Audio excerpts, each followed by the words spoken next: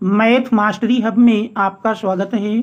बच्चों, आज हम कक्षा 12 गणित विषय में सत्र 2024-25 के पाठ्यक्रम का अध्ययन करेंगे कि कौन सी इकाई कितने अंकों में पूछी जाती है और कौन से अध्याय में कौन से टॉपिक पढ़ना है। तो इसमें इकाई 1 संबंध तथा फलन 10 अंकों में पूछा जाता है। इकाई 2 बीजगणित 15 अंकों की पूछी जाएगी और इकाई 3 कलन 44 अंकों में आएगा। सदिश तथा त्रिविमीय ज्यामिति 18 अंकों के प्रश्न पूछे जाएंगे। रैखिक प्रोग्रामन से 5 अंक के प्रश्न पूछे जाएंगे और प्रायिकता से 8 अंक के पूछे जाएंगे।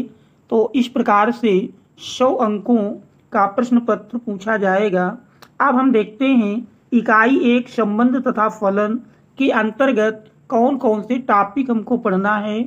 इकाई 1 संबंध तथा फलन में संबंधों के प्रकार, स्वतुल्य सममित संक्रामक तथा तुल्यता संबंध, एकैकी तथा आच्छादक फलन, इनके बारे में अध्ययन करना है। और प्रतिलोम त्रिकोणमितीय फलन से परिभाषा, परिसर, प्रांत, मुख्य मान, शाखाएं, प्रतिलोम त्रिकोणमितीय फलनों के आलेख। तो इकाई 1 जो कि 10 अंकों में पूछी जाएगी, इससे संबंध तथा फलन और प्रतिलोम त्रिकोणमितीय फलन, इन 2 अध्याय के इन टॉपिक को पढ़ना है।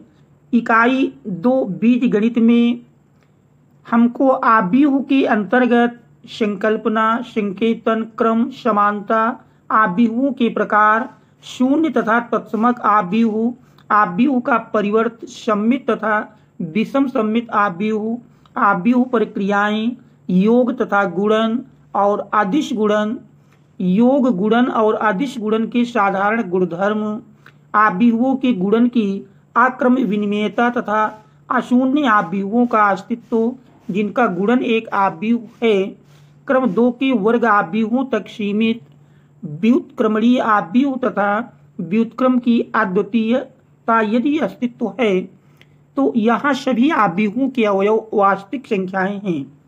और सारणिक के अंतर्गत सारणिक में एक वर्ग आव्यूह का सारणिक 3x3 क्रम के वर्ग आव्यूह तक, उपसारणिक तथा सहखंड सारणिकों का अनुप्रयोग, त्रिभुज का क्षेत्रफल ज्ञात करने में, सहखंडज आव्यूह और आव्यूह का व्युत्क्रम, संगत, असंगत तथा उदाहरणों द्वारा रैखिक समीकरण निकाय के हलों की संख्या ज्ञात करना, 2 अथवा 3 चरों में रैखिक समीकरण निकाय को जिनका अद्वितीय हल हो, आव्यूह के प्रतिलोम का प्रयोग कर हल करना।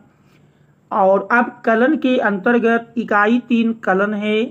कलन 44 अंकों में पूछी जाती है।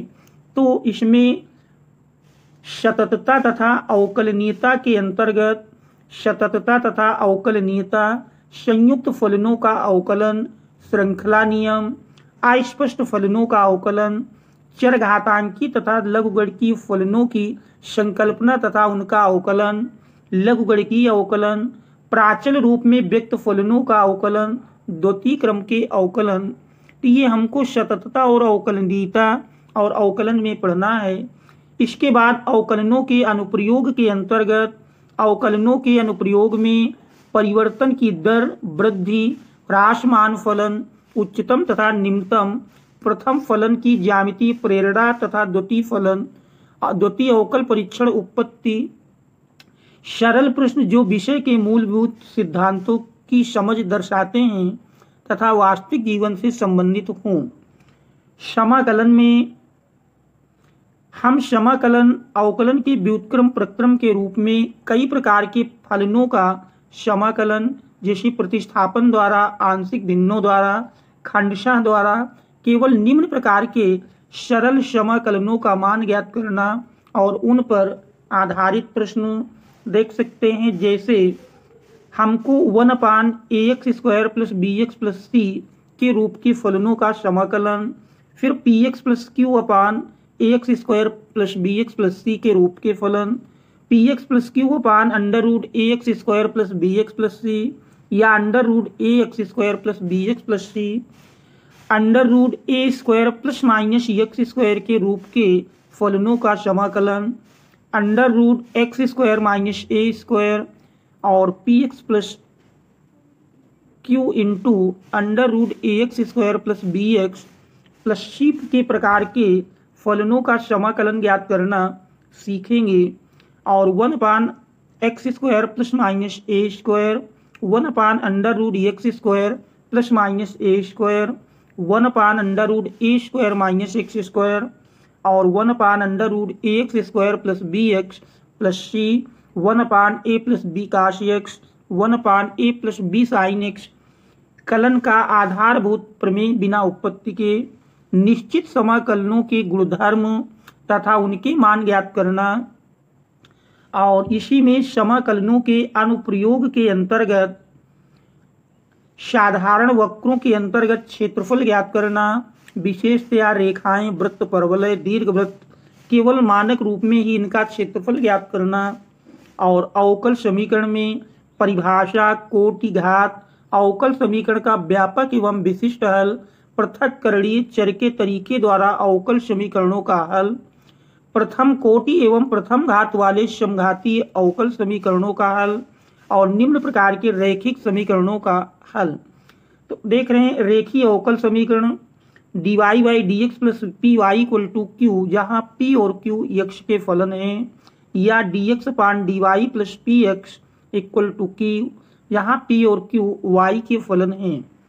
इकाई 4 सदिश तथा त्रिविमीय ज्यामिति में जो कि 18 अंकों की पूछी जाती हैं, में सदिश में हमको सदिश तथा अदिश, एक सदिश का परिमाण व दिशा, सदिशों के दिक् कोसाइन दिक् अनुपात, सदिशों के प्रकार, समान, मात्रक, शून्य, समांतर तथा संरेख सदिश, किसी बिंदु का स्थित सदिश, ऋणात्मक सदिश, एक सदिश के घटक सदिशों का योगफल, एक सदिश का अदिश से गुणन, दो बिंदुओं को मिलाने वाले रेखाखंड को दिए हुए अनुपात में बांटने वाले बिंदु का स्थित सदिश, परिभाषा, ज्यामिति, व्याख्या, सदिशों के अदिश गुणन के गुण और अनुप्रयोग, सदिशों के सदिश गुणनफल।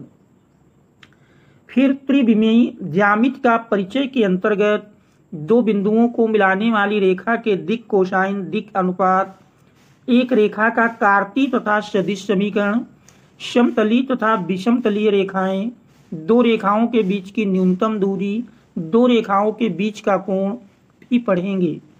इसके बाद इकाई 5 रैखिक प्रोग्रामन में जो कि 5 अंक की पूछी जाती है, तो रैखिक प्रोग्रामन के अंतर्गत संबंधित पदों जैसे व्यवरोध, उद्देश्य, फलन, इष्टता, हल की परिभाषाएं, दो चरों में दी गई समस्याओं का आलेखीय हल, सुसंगत तथा असुसंगत छेद, सुसंगत तथा असुसंगत हल, इष्टतम सुसंगत हल, तो ये हम रैखिक प्रोग्रामन के अंतर्गत पढ़ेंगे।